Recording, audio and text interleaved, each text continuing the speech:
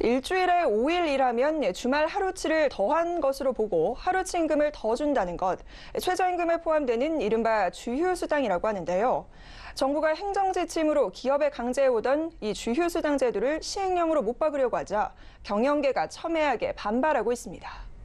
가뜩이나 최저임금 인상으로 인건비가 느는데 주휴수당 지침을 빼도 박도 못하게 시행령으로 정해버리면 기업하기 정말 힘들어진다고 업계는 강력하게 반발하고 있는데요. 이 같은 갈등을 풀어줄 해법은 무엇인지 알아봤습니다. 앵커 리포트입니다. 하루에 8시간씩 월요일부터 금요일까지 5일 동안 즉 40시간을 일하면 주말 하루 8시간을 일한 것으로 보고 48시간어치의 최저임금을 업계는 지급해야 했습니다. 이른바 일하지 않았는데도 주말 8시간을 일한 것으로 보고 주휴수당을 지급한 겁니다. 이 같은 주휴수당 지침을 정부가 시행령으로 못 받겠다는 겁니다. 하지만 주휴수당을 놓고 사법부와 입법부의 생각은 다릅니다. 대법원은 최근 판례에서 주휴시간은 최저임금 계산에서 빼야 한다고 판시했습니다. 주말은 일하지 않은 것으로 보고 최저임금을 지급할 필요가 없다는 겁니다. 입법부는 주휴수당을 시행령으로 못 박은 것은 기업의 부담을 명시적으로 강제하는 것으로 법을 바꿔야 할 문제라며 입법부에서 다뤄야 한다고 주장합니다.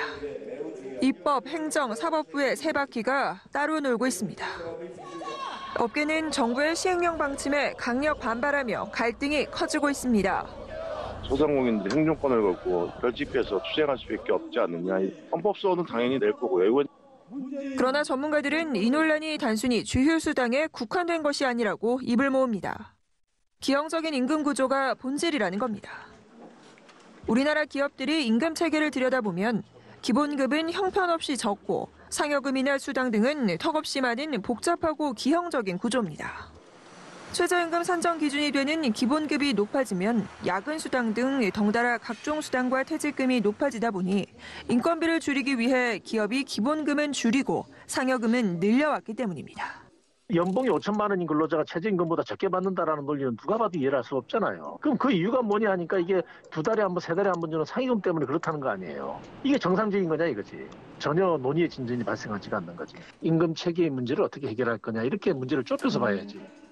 기형적인 임금구조 개편 없이는 이러한 논란이 계속될 것입니다. 관건은 비합리적인 주휴수당을 없애고 복잡한 임금 체계를 단순화하는 등 사회적인 대타협이 필요한 겁니다. 결국 경영계와 노동계가 한 발짝 양보해 큰 그림에서 접근해야 하는 상황인데 이런 대타협점을 이끌어내야 하는 사회적 대화기구인 경사노위의 역할마저 무색합니다. 접점 찾기가 녹록치 않다는 건 누구나 알고 있다지만 이를 해결해야 할 정부마저 손을 놓고 있는 셈입니다. 산업 현장의 혼란은 커지고 있는데 정부는 기형적인 임금체계 개편이라는 본질은 외면한 채 숲이 아닌 나무만 들여다보고 있습니다. 서울경제TV 김혜영입니다.